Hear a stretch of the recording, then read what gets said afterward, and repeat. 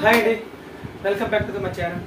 ఈరోజు వచ్చేసి టాపిక్ ఏంటంటే మన హౌస్ కీపింగ్ డిపార్ట్మెంట్లో లాస్ట్ అండ్ ఫౌండ్. అసలు లాస్ట్ అండ్ ఫౌండ్ అంటే ఏంటి అనేది ఈరోజు మనం చెప్పుకుందాం. సో ఈ లాస్ట్ అండ్ ఫౌండ్ అంటే ఒక గది కానీ అలాగే పబ్లిక్ ఏరియాలో కానీ ఎంప్లాయీస్ అంటే గెస్ట్లు వదిలిపెట్టినటువంటి వస్తువులు మన హౌస్ కీపింగ్ డిపార్ట్మెంట్ దృష్టికి వచ్చేటువంటి ఐటమ్ వస్తువుల్ని లాస్ట్ అండ్ ఫౌండ్ అని అంటారు. ఏమంటారు? లాస్ట్ అండ్ ఫౌండ్ అంటారు. యాక్చువల్గా ఈ లాస్ట్ అండ్ ఫౌండ్ అనేది 3 టైప్స్ ఆఫ్ చెప్పుకోవచ్చు. ఏంటంటే 3 టైప్స్ ఆఫ్ చెప్పుకోవచ్చు. ఈ లాస్ట్ అండ్ ఫౌండ్ అనేది అంటే ఎన్ని రకాల వస్తువులు ఉంటాయి ఈ లాస్ట్ అండ్ ఫౌండ్లో అంటే, ఒకటి వాల్యుబుల్ వస్తువులు, అలాగే నాన్ వాల్యుబుల్ వస్తువులు, మూడోది పార్సిబుల్ వస్తువులు అంటారు. అంటే ఈ వాల్యుబుల్ వస్తువులు అనేవి గురించి మనం చెప్పుకుందాం, నాన్ వాల్యుబుల్ గురించి చెప్పుకుందాం, పార్సిబుల్ వాల్యుబుల్ గురించి మనం చెప్పుకుందాం. ఓకేనా? ఈ సైడ్ పెట్టుకోండి. సో ఈ లాస్ట్ అండ్ ఫౌండ్ అనేది ఈ దొరికినటువంటి వస్తువులు అంటే దొరికినటువంటి వస్తువుల్ని ఒక పరిమితం చెందినటువంటి యాక్సెస్ కలిగిన కానీ లేకపోతే పరిమితం చెందినటువంటి లాకర్ సౌండ్ తగ్గించి పరిమితం చెందినటువంటి లాకర్ అలాగే యాక్సెస్ చెందినటువంటి భద్రతమైన ఒక రూమ్లో ఈ వస్తువులు అనేది చాలా చక్కగా భద్రపరచుకోవాలి. ఈ లాస్ట్ అండ్ ఫౌండ్లో ఎన్ని రకాల వస్తువులు ఉంటాయంటే 3 టైప్స్ ఆఫ్ వస్తువులు ఉంటాయండి. 3 రకాలుగా విభజిస్తారు. అంటే ఒకటి వాల్యుబుల్ ఐటమ్స్, అలా 2 non valuable items, 3 పార్సిబుల్ items.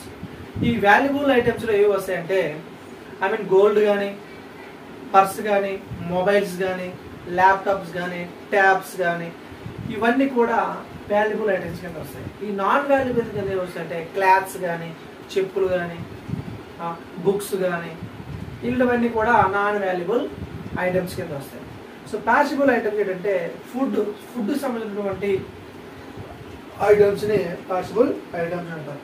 So ఈ వాల్యుబుల్ యొక్క ఐటమ్స్ని వారి యొక్క కాల పరిమితి ఎంత అంటే 1 year నుండి 6 months వరకు ఉంటాయి. అంటే ఈ వాల్యుబుల్ ఐటమ్స్ అయితే ఎవరు దొరుకుతాయో అవి మన దగ్గర సంవత్సరం కానీ 6 months కానీ మన దగ్గర స్టోర్ చేయవచ్చు.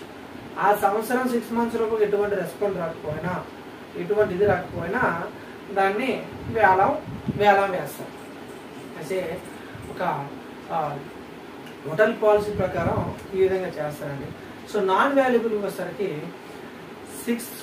6 months to 3 months వరకు అనేవి దీని యొక్క కాల పరిమితి ఉంటుందండి. 6 months లేదా 3 months లోపల ఎటువంటి ఈ దొరికిన ఏవైతే వస్తువులు ఉంటాయో నాన్ వాల్యుబుల్ వస్తువులు వాళ్ళ నుండి ఎటువంటి రెస్పాన్స్ లేకపోతే నేను కూడా అట్లనే అలా వేస్తాను. సో థర్డ్ వచ్చేసి పార్సిబుల్ ఐటమ్స్. ఈ పార్సిబుల్ ఐటమ్స్ అనేవి ఫుడ్ సంబంధించినటువంటి అంటే 24 hours కానీ లేకపోతే 3 days ఇట్లా వెయిట్ చేస్తారండి. అవి ఒకవేళ ఖరాబ్ అయితే పాయిజన్ అయిపోతే మాత్రం అవి పారవేయడం జరుగుతుందండి. ఒకవేళ 1 dayలో కానీ లేకపోతే 3 daysలో ఐటమ్ అనేది ఖరాబ్ అవ్వకపోతే ఆ ఖరాబ్ అవుతున్న టైంలో ఎంప్లాయీ కానీ గెస్ట్ ఎవరైతే ఐటమ్ ఎవరైనా వస్తారో వాళ్ళకి రిసీవ్ చేయడం జరుగుతుంది. ఓకే, ఇప్పుడు మనం ఎన్ని రకాలుగా విభజించుకున్నామో తెలుసుకున్నాం. సో వాల్యుబుల్ విభజించిన రకాల్లో ఏ వస్తాయో తెలుసుకున్నాం వస్తువులు. సో వారి యొక్క కాల పరిమితి తెలుసుకున్నాం. సో ఇప్పుడు లాస్ట్ అండ్ ఫౌండ్ యొక్క ప్రొసీజర్ మనం తెలుసుకున్నాం. ఓకేనా? సో మనం దొరికిన ప్రతి వస్తువు కూడా అంటే వాల్యుబుల్ ఐటమా లేకపోతే నాన్ వాల్యుబుల్ ఐటమా లేకపోతే అసలు అది పనికిరాదా అనేది సంబంధం లేదు. దొరికిన ప్రతి వస్తువు అంటే గెస్ట్ ఎంప్లాయీ వదిలినటువంటి ప్రతి వస్తువు కూడా ఒక భద్రతమైన భద్రతమైన పరిమితం కలిగిన యాక్సెస్ కలిగినటువంటి భద్రతమైన రూమ్లో దీన్ని పొందుపరచాలి. దాయాలి. అంటే యాక్చువల్గా ఈ నాన్ వాల్యుబుల్ ఐటమ్స్ అనేది చాలా భద్రంగా దాయాలి. భద్రత కలిగినటువంటి యాక్సెస్ మనం దాయాలి. యాక్చువల్గా ఎట్లా పాలసీ ప్రకారం ఎట్లా చేస్తారంటే ఒక సీల్ కవర్ ఉంటుంది. ఈ కవర్లో ఎట్లా అంటే ఏరియా ప్రదేశం ఎక్కడైతే దొరికిందో అసలు ఎవరిది అంత వస్తువు ఈ 3 కూడా ఆ కవర్లో పెట్టి లాక్ చేసి ఒక లాకర్లో కానీ ఐ మీన్ ఒక రూమ్లో కానీ దీన్ని భద్రంగా భద్రపరుస్తారు. సో ఈ లాస్ట్ అండ్ ఫౌండ్ విషయంలోకి వస్తే వాల్యుబుల్ నాన్ వాల్యుబుల్ లేకపోతే అసలు పని చేయవ వస్తువులకి సంబంధించిన అన్ని కూడా భద్రంగా దాయాలి. ఓకేనా? ఈ భద్రంగా దాచిన తర్వాత ఐ మీన్ ఎక్కడైతే ఆ వస్తువులు దొరుకుతాయో ఆ వస్తువులు మనం రిసీవ్ చేసుకున్న తర్వాత ఏం చేయాలంటే లాస్ట్ అండ్ ఫౌండ్ అనేది రిజిస్టర్ అనేది మనం మెయింటైన్ చేసుకోవాలి. ఈ లాస్ట్ అండ్ ఫౌండ్ మెయింటైన్ చేసుకోవాలంటే మెయింటైన్ చేస్తాం. సో ఈ లాస్ట్ అండ్ ఫౌండ్ రిజిస్టర్లో అసలు మనం ఏం ఫిల్ చేసుకోవాలంటే అసలు ఎక్కడ దొరికింది అంటే సీరియల్ నెంబర్, అసలు ఎంప్లాయ్ కానీ గెస్ట్ నేమ్, వాళ్ళ యొక్క నేమ్, దొరికే ప్రదేశం, దాని యొక్క టైం అండ్ డేట్, ఎప్పుడు దొరికింది, ఏ సమయంలో దొరికింది, అలాగే దాన్ని ఎవరైతే రిసీవ్ చేసుకున్నారో వాళ్ళ పేరు, ఇవన్నీ కూడా ఈ లాస్ట్ అండ్ ఫౌండ్ రిజిస్టర్లో మనం పొందుపరుస్తాం. ఓకేనా?